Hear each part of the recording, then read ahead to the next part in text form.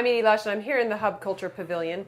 We're nearing the end of Davos, in fact. Are we almost there? Are we halfway there? 1 or 2 days to go, getting close. John McArthur, Senior Fellow at the UN Foundation, Brookings Institute, many other hats. But I know that you know a lot about the Millennium Development Goals. So tell me, we're nearing the end of them for the last 1,000 days, is that right, coming up? Starting April 6th, Okay. It'll mark the first of the last 1,000 days of this generational project to at least cut extreme poverty in its many forms by half by 2015. So it's And have we done it? Well, a lot of things are getting done. So we've had some exciting data come out in the past year. The world has already cut extreme poverty, people living on less than $1 a day, by half, en route to do even more. And that's not just China, that's every region in the world actually cutting poverty. It's unprecedented. Huge gains in child mortality, huge gains in tackling infectious disease like AIDS and malaria. Flip side, something's not going as well. Environment, not going so well. Yeah.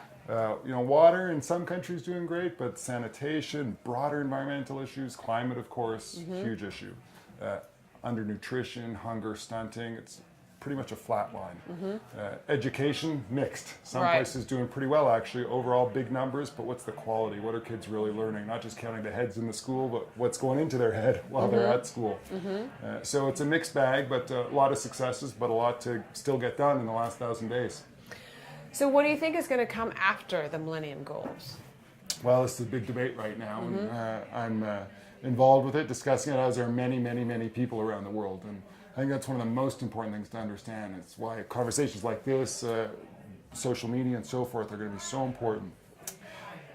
After 2015, it can't just be about what do governments want. It's not just a UN conversation, it's a global conversation. What do people around the world want? All these people who are now connected on their phones, on their Twitter accounts, on their Facebook accounts. What do companies need to be doing?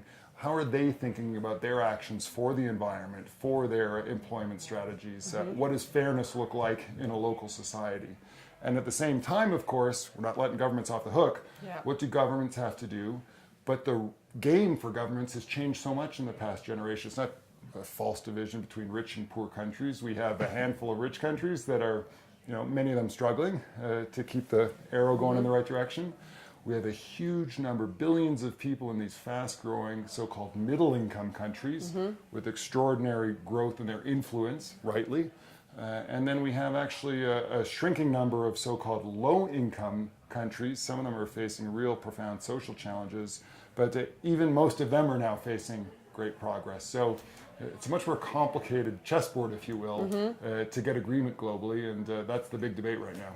So I'm interested in this emerging middle class, and I've spoken with people at Boston Consulting Group, the most recent, who's saying that this does present a really, almost a sort of climatic shift in terms of the opportunity and also the challenge. So I wonder if you might speak to that a little bit. Well, China is the most famous example, the most populous country in the world, growing incredibly fast. I've been spending a bit of time there lately, also with, I would say, huge recognition of these interrelated aspects of sustainable development. That means not just the economic bit, but also the social inclusion bit and the environmental bit. I was just in a meeting at lunch talking about the so-called triple helix of a sustainable society: the environment, the economy, and the social stability.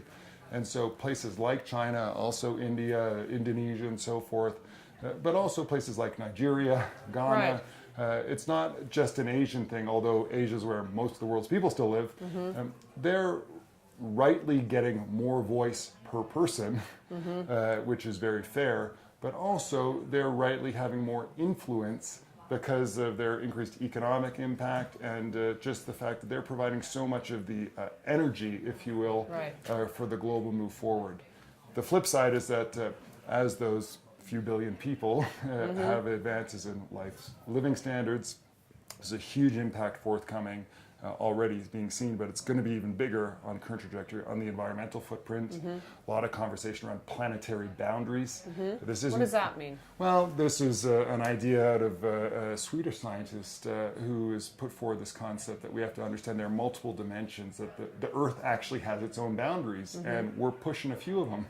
We talk about climate commonly, as we should, but there's issues of water, there's issues of how much the earth can actually handle toxins and these industrial processes. There's debate over how to really think about it, but We have a population going to 9 billion people. It's a couple billion more than today. How do we feed them?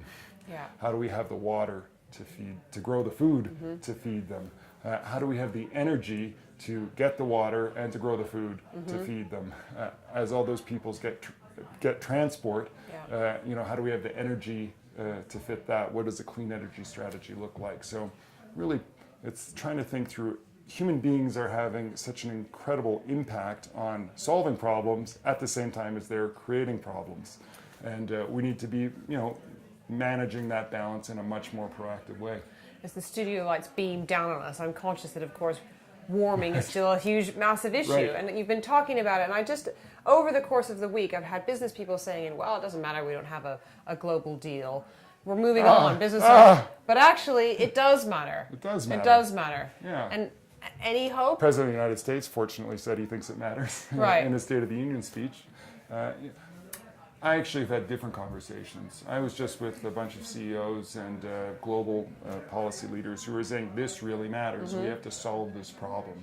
So with a mining CEO who said number one issue he thought for the world is to solve the energy problem, get clean energy for the world, a very energy intensive industry.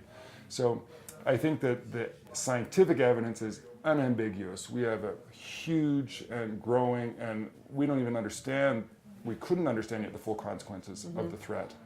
But also, I'm seeing a huge awareness among business leaders who want to be part of the solution. We're seeing more and more political leaders who want to be part of the solution. The problem is that as much as we're getting more and more recognition, and often in surprising places, we're seeing China provide much more leadership on this. A few years ago, many people wouldn't have expected that.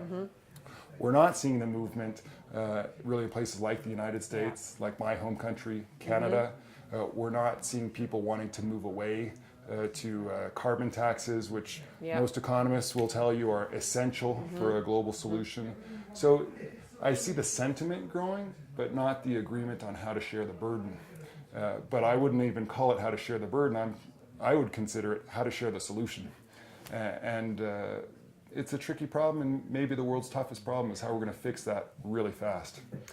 Right. Well, that's an enormous problem to finish this interview on. Thank you very much, John, for coming by the Pavilion here. I'm Edie Lush. Thanks so much.